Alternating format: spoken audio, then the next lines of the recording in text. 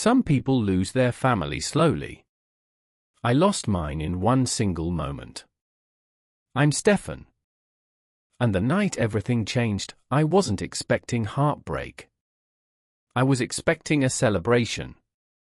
My parents had invited me to dinner at a fancy restaurant, the kind they only booked for birthdays or big announcements. I walked in thinking maybe they were finally proud of me and maybe this time, things would be different. But the second I sat down, I felt something was off. My mum wouldn't look at me. My dad's jaw was tight. And my sister had her phone out, recording, like she was waiting for a reaction. Then Mum slid an envelope across the table. Her voice didn't shake. Mine did. "Stefan, this is for you." I opened it, expecting something, anything, normal. Instead, I saw the words that ripped my entire life apart. Disownment letter. It felt like the air was sucked out of my lungs. Every memory, every sacrifice, everything I ever did for them, wiped away in a single sheet of paper. But I didn't cry. I didn't beg. I didn't even ask why.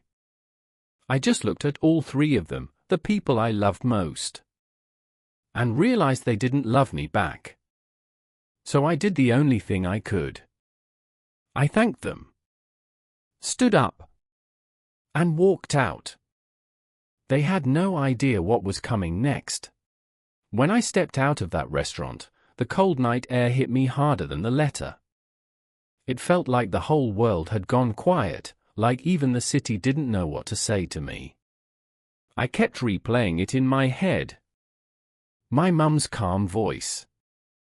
My dad's blank stare. My sister recording like it was some kind of entertainment. I wanted to scream. I wanted to break down. But instead, I just kept walking.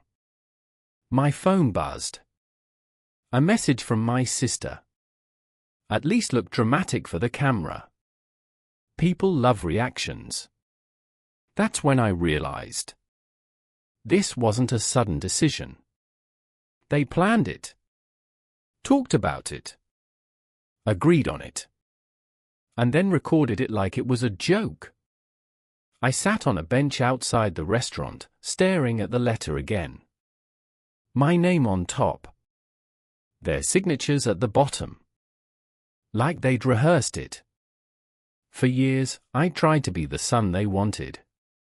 The brother they needed. But none of it mattered. I wasn't part of their perfect image. I was just extra. The anger started creeping into me. Not loud, but slow, cold, controlled. And that's when something shifted inside me. If they didn't want me as their family, fine. But they would see me rise without them.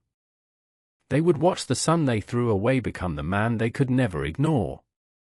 For the first time in my life, I wasn't scared of losing them. I was free. When I stepped out of that restaurant, the cold night air hit me harder than the letter. It felt like the whole world had gone quiet, like even the city didn't know what to say to me.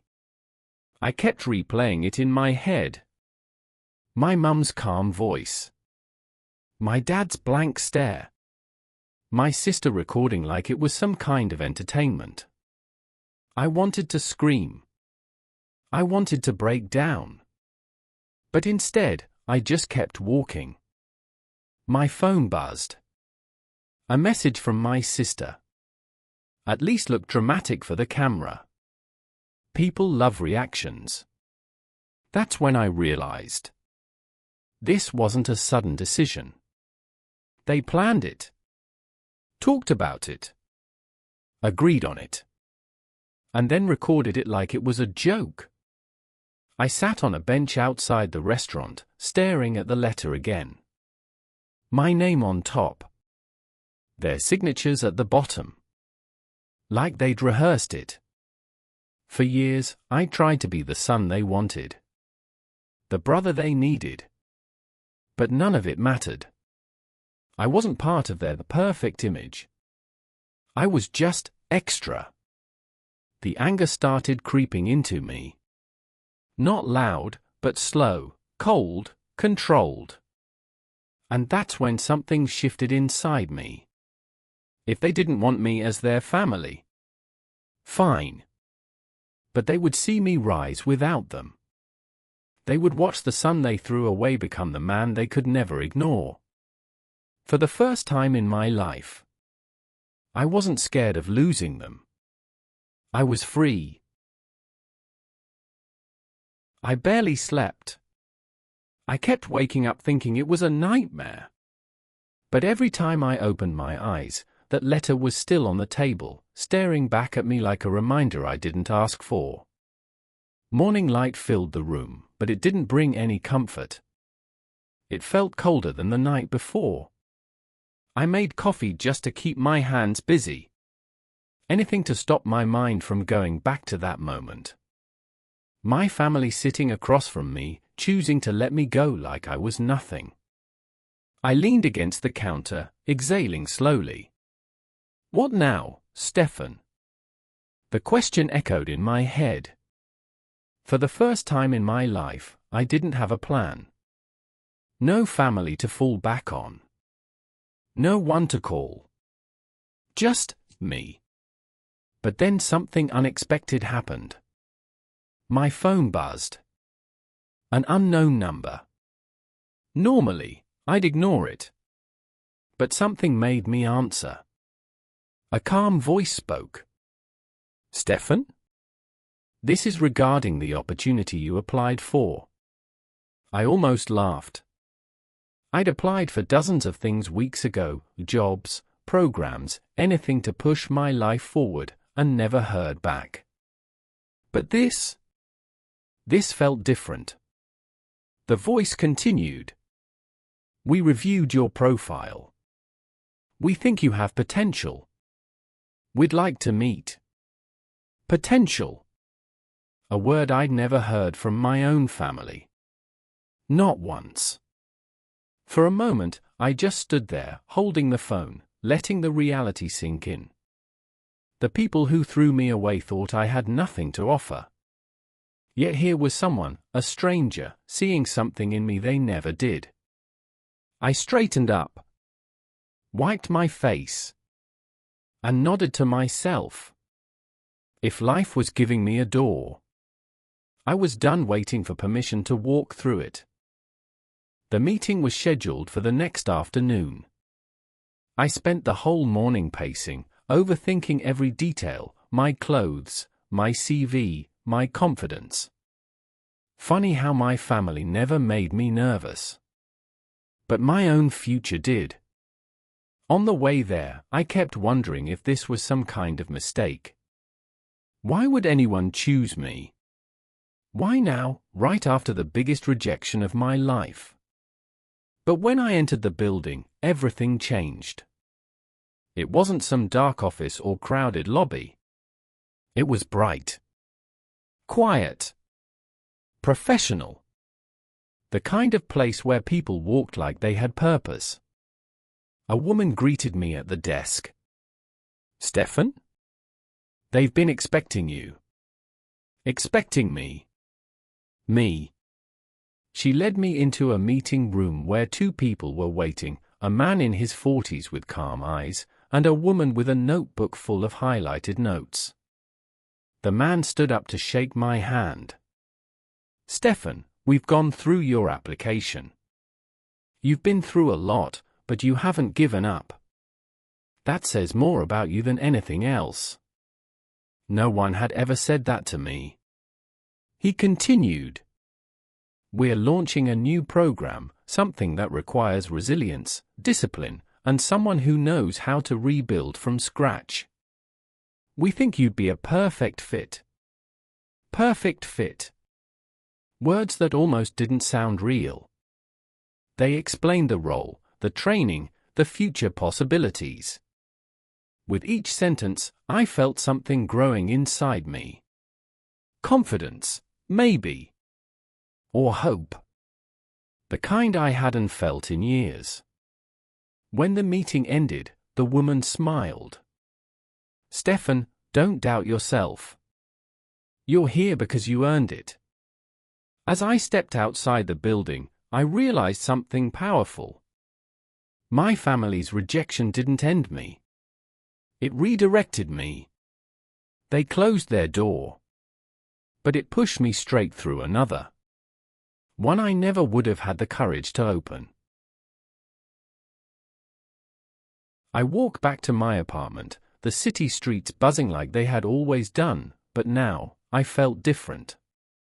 Smaller noises, the hum of traffic, distant laughter, they felt less like background chaos and more like a rhythm I could step to. I stopped at the corner cafe I'd passed 100 times before. The barista smiled, nodded at me like we shared a secret. I realized I didn't need anyone's permission to exist. I was allowed to take up space. I sat down with a coffee, watching people move, noticing details I'd ignored. A man tying his child's shoes. A woman adjusting her scarf in the wind. Life kept happening, and it kept moving forward, even when you felt like everything was breaking. That night, I unpacked the small boxes I'd been holding onto from my old life. Old notebooks, sketches, receipts, photographs, reminders of what I'd endured, what I'd carried silently. I touched each one, remembering the weight, the guilt, the pressure. And I let it go. I made a list. Not a to-do list, but a "this is mine now" list. Finances, career steps, health, friendships. Everything I'd let others control. Everything I'd let define me without asking. It felt strange and scary, even. But also freeing. I realized I didn't have to fight for their approval anymore. I only had to fight for myself. And for the first time in years, I felt a flicker of peace. Small, but real.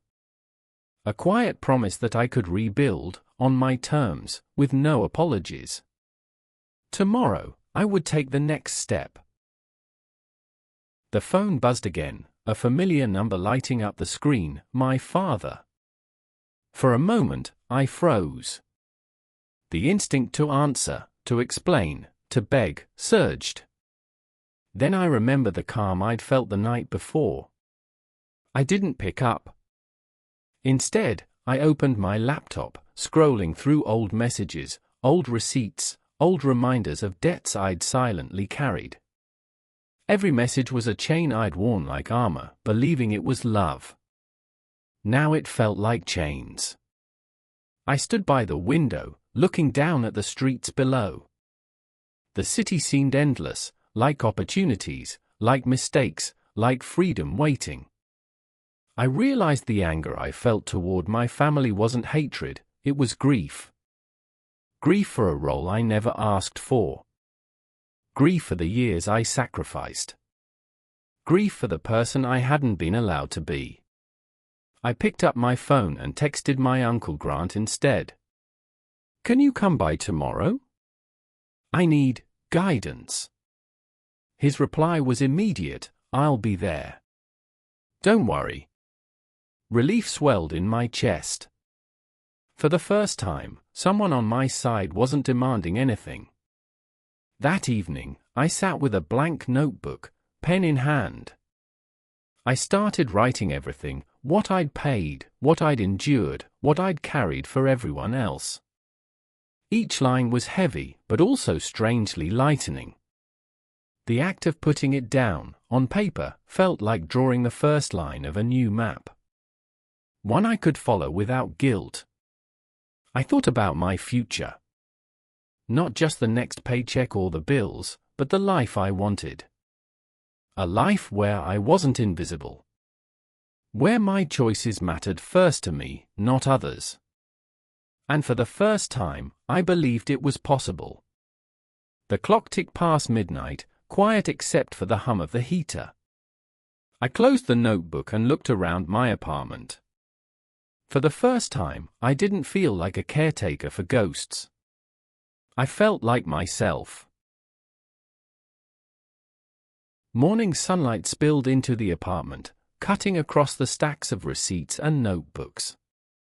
I ran my fingers over the paper, the careful record of years spent holding everyone together.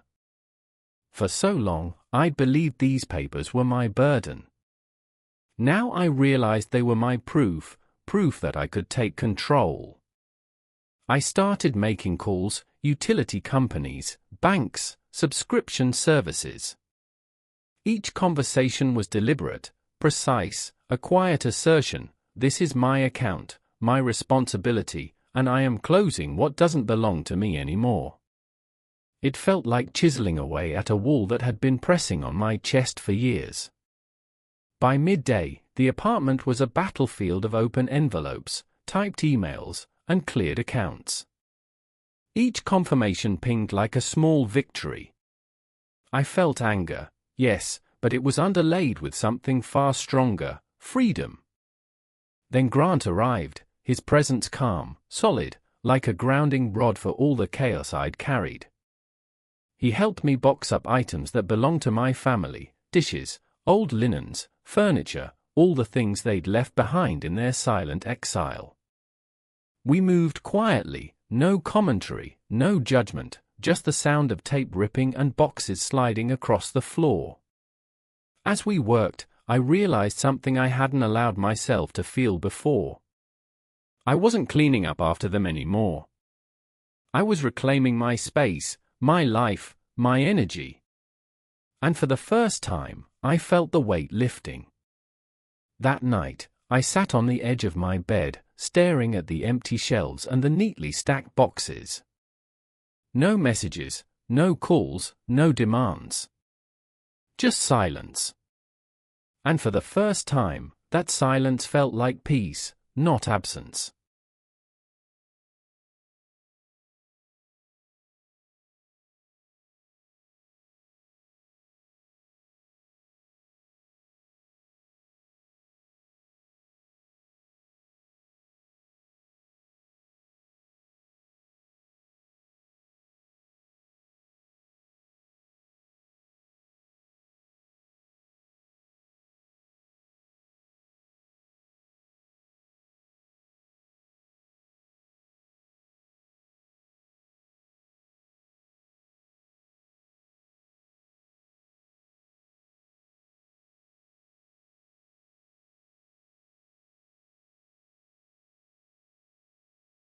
By the next morning, the apartment was quiet in a way I'd never known.